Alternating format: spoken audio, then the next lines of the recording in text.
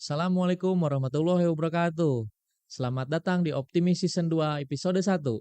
Pada siang hari ini, kita telah kedatangan Bapak Muhammad Adriansyah Prayuda sebagai Kordip SDMO Bawaslu Kota Bandung. Gimana kabarnya hari ini, Pak? Alhamdulillah sehat Kang Ari. Kang Ari gimana kabarnya? Alhamdulillah sehat, Pak. Selamat datang, Pak, di episode 1 Optimis 2 ini, Pak. Jadi pada episode 1 Optimis Season 2 ini, kita akan ngobrol terkait seluruh hal-hal yang berkaitan dengan pengawas ad hoc. Seberapa penting fungsi pengawas ad hoc dan apa hambatan dan tantangan yang terjadi di lapangan. Baik, baik Kang. Baiklah, mungkin masih banyak sahabat-sahabat yang bertanya, apa sih pengawas ad hoc itu menurut Bapak? Apa yang disebut sebagai pengawas pemilu? Jadi pengawas pemilu itu adalah lembaga negara Indonesia yang bertugas mengawasi seluruh tahapan dan penyelenggaraan pemilihan umum di Indonesia. Yang kita kenal sebagai Badan Pengawas Pemilihan Umum atau yang disebut sebagai Bawaslu. Dan di tingkat jajaran hingga kabupaten kota, kecamatan, desa, serta tempat pemungutan suara atau TPS. Hmm, bisa dijelaskan, Pak, tugas utama pengawas pemilu? Nah, jadi tugas utama pengawas pemilu itu ada 3 Kang. Jadi melakukan pengawasan yang pertama, yang kedua itu melakukan penanganan pelanggaran, dan ketiga itu pembentukan lembaga. Hmm, jadi tugas pengawas itu membentuk lembaga. Iya. Apa yang dimaksud dengan pembentukan lembaga itu sih, Pak? Nah, jadi kan kalau di pengawas pemilu itu kan ada yang di tingkat kabupaten kota. Nah, jadi kita itu membentuk pengawas pemilu ad hoc di tingkat kecamatan serta ke bawahnya. Ada yang di kelurahan atau di TPS. Nah, itu jadi kita membentuk lembaga setingkat di bawah gitu. Hmm. Apakah hanya membentuk di tingkat kecamatan saja, Pak?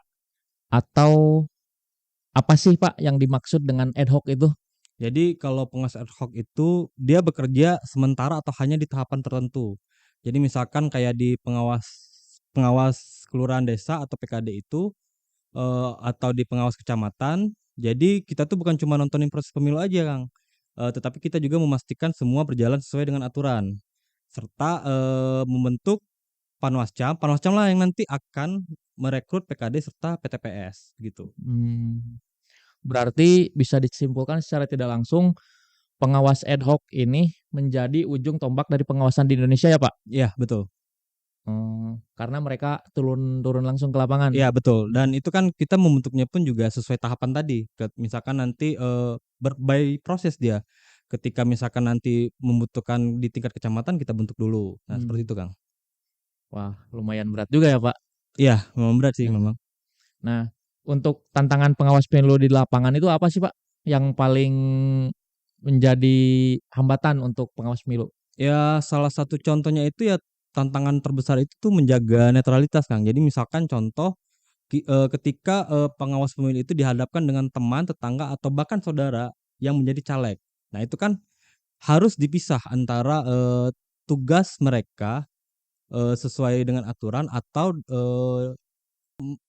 membatasi membatasi hubungan antara saudara, tetangga, atau teman, seperti itu, Kang.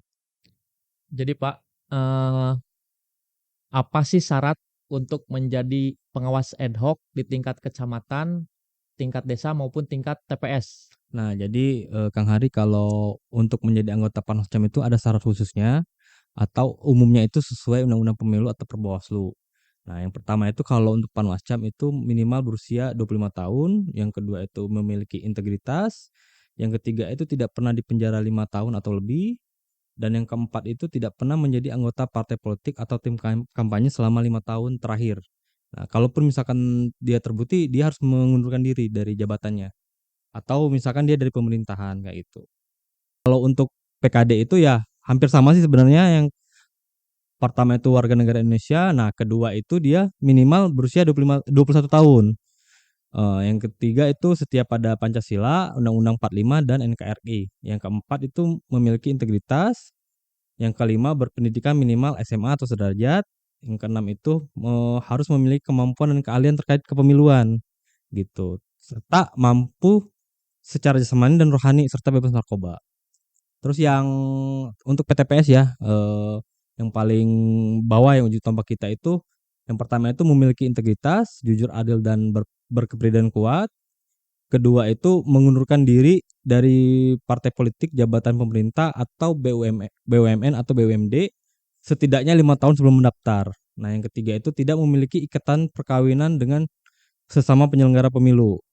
Nah, keempat itu PTPS juga harus bersedia ditempatkan di TPS wilayah domisili dan memiliki kemampuan serta keahlian terkait penyelenggara pemilu. Itu syarat-syaratnya khususnya. Oh, syarat khusus untuk menjadi pengawas ya Pak. Gitu ya. Jadi sahabat-sahabat Bawaslu yang ingin mendaftar jadi pengawas ad hoc juga jadi pada tahu dengan penjelasan seperti ini ya Pak. Iya. Baik Pak, terlepas dari pengawas ad hoc, apa tugas Bapak sebagai koordinator Divisi Sumber Daya Manusia Organisasi dan Diklat? Eh, tu, eh, s- Tugas saya selaku koordinator divisi SDM organisasi dan diklat itu pada umumnya berhubungan dengan pengelolaan sumber daya, kelembagaan, peningkatan kapasitas jajaran pengawas pemilu. Nah, ini kalau secara garis besarnya itu tugasnya itu meliputi kalau bidang SDM ya, sumber daya manusia itu misalkan contohnya mengelola administrasi kepegawaian, terus melakukan rekrutmen, mutasi atau evaluasi. Yang ketiga itu pembinaan SDM Bawaslu. Terus yang keempat menjaga profesionalitas, disiplin serta integritas jajaran pengawas. Nah, kalau untuk bidang organisasinya itu menyusun dan mengembangkan struktur organisasi Bawaslu sesuai dengan kebutuhan pengawasan. Yang kedua, melakukan penguatan tata kelola kelembagaan. Nah, yang ketiga, berkoordinasi hubungan kerja antara divisi maupun lembaga terkait gitu. Kalau yang diklatnya itu, misalkan contohnya itu saya itu menyusun program pelatihan, bimbingan teknis, dan pendidikan pengawas pemilu.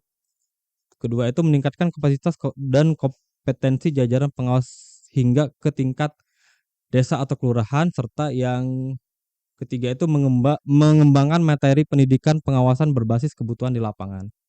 Jadi sebenarnya peran koordinator SDMO dan Diklat itu sih sebenarnya sangat strategis ya karena menyangkut kualitas aparatur dan organisasi pengawas pemilu agar pelaksanaan pemilu berjalan jujur, adil, dan demokratis, Kang. Gitu. Pendapat Bapak mengenai pengelolaan administrasi di lingkungan Bawaslu, khususnya Bawaslu Kota Bandung, Pak. Gimana, Pak? Nah, kalau untuk pengelolaan administrasi sebenarnya mencakup kayak surat menyurat, keuangan, kepegawaian, arsip dan dokumentasi dalam rangka mendukung tugas pengawasan pemilu. Nah, secara garis besar administrasi di Bawaslu Kota Bandung itu ya contohnya pencatatan dan penomoran surat masuk serta surat keluar, terus pembuatan surat tugas, surat keputusan dan surat edaran sesuai kewenangan. Yang kedua itu administrasi kepegawaian seperti pendataan pegawai, pengelolaan SK, pengangkatan atau pemberhentian, penilaian kinerja dan disiplin kepegawaian. Terus yang ketiga itu administrasi keuangan ya, pengelolaan anggaran yang bersumber dari APBN sesuai DIPA, pertanggungjawaban keuangan LPJ, SPTJM, bukti transaksi, serta penyusunan laporan keuangan bulanan, triwulan, semester, serta tahunan. Nah, kalau untuk administrasi pengawasnya itu seperti pencatatan hasil pengawasan tahapan pemilu atau pemilu kada, dokumentasi laporan masyarakat, dan tindak lanjutnya. Nah, kalau untuk administrasi penanganan pelanggaran itu proses kajian, rekomendasi, keputusan. Nah, kalau untuk penyusunan laporan hasil pengawasan itu meliputi 4 tahapan ya, ada harian, dia mingguan, bulanan, atau tahunan gitu kan. Jadi ada 4, jadi harian, mingguan, bulanan, tahunan. Alhamdulillah, Pak, kita sudah sampai pada pertanyaan terakhir. Wah. Apa harapan Bapak sebagai koordinator Divisi Sumber Daya Manusia Organisasi dan Diklat untuk menghasilkan pengawasan yang lebih maksimal ke depannya?